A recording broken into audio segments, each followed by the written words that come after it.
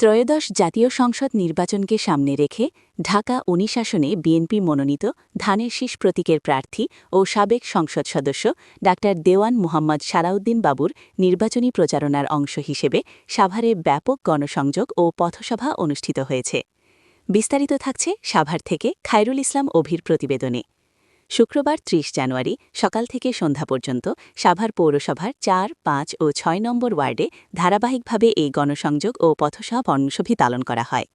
ডা দেওয়ান মোহাম্মদ সালাউদ্দিন বাবু বলেন, আসন্ন জাতীয় সংসদ নির্বাচনে ভোটকেন্দ্রে গিয়ে ধানের শীষ প্রতীকে ভোট দিয়ে গণতন্ত্র পুনরুদ্ধারের আহ্বান জানান ইনি। এ সময় উপস্থিত ছিলেন সাভার পৌর বিএনপির সভাপতি খন্দকার শাহ মাইনুল হোসেন বিল্টু, সাংগঠনিক সম্পাদক আব্দুর রহমান, ছাত্রদলের সাবেক সভাপতি মোহাম্মদ উবাইদুর রহমান অভি ও সাবেক ভিপি বদিজামান জামান বদি সহ বিএনপি ও অঙ্গ সংগঠনের নেতাকর্মীরা। পথসভা শেষে নেতাকর্মীরা ধানের শীষ প্রতীকের পক্ষে দলসংযোগ ও ভোট প্রার্থনা করেন।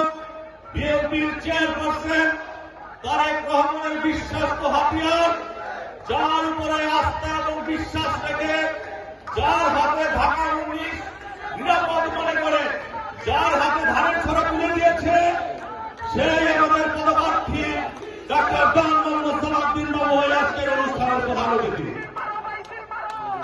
সম্মানিত সাথী বন্ধুগণ, আজকে সারাদিন আজকে তো হলো কি, কিছু কিছু আওয়ামী লীগের নেতারা আঙুল ফুলে বলা রাস্তা, আঙুল ফুলে বট গাছ হয়েছে।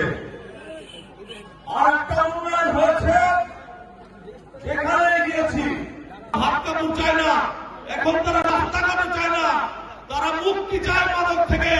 তারা বলে এই ১৭ বছরে এত মাদকের উন্নয়ন হয়েছে, আমরা এই মাদকের অত্যাচারে আমরা এখন এলাকায় থাকতে পারি না। তাই আমি বলবো, এই উন্নয়নটাকে থামাতে হবে, নয়তো সাভারের মানুষ এই মাদক দ্রব্যের কাছ থেকে, এই চাঁদাবাজদের কাছ থেকে নীরব থাকবে না।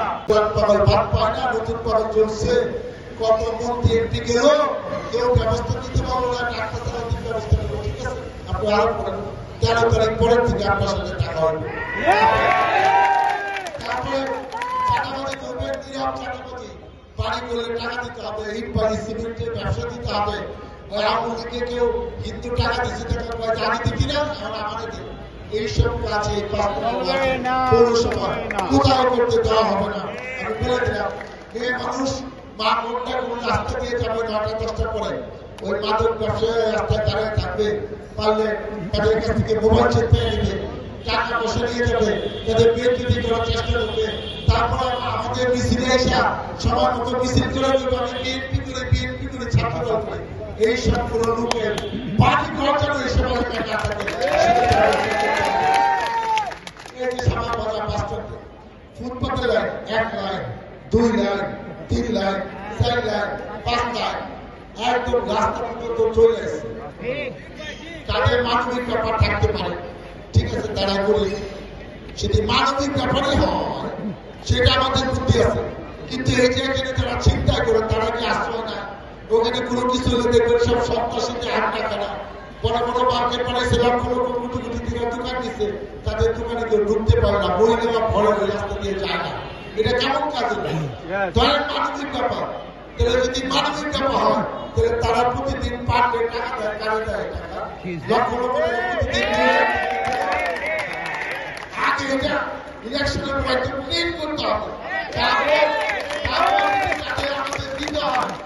একটা থাকবে, আমরা দেখে সেটা দেবো, কোনো টাকা পয়সার ব্যাপার থাকবে না। সবাই জানবে যে এদের কাছ থেকে কেউ টাকা পয়সা নেয়।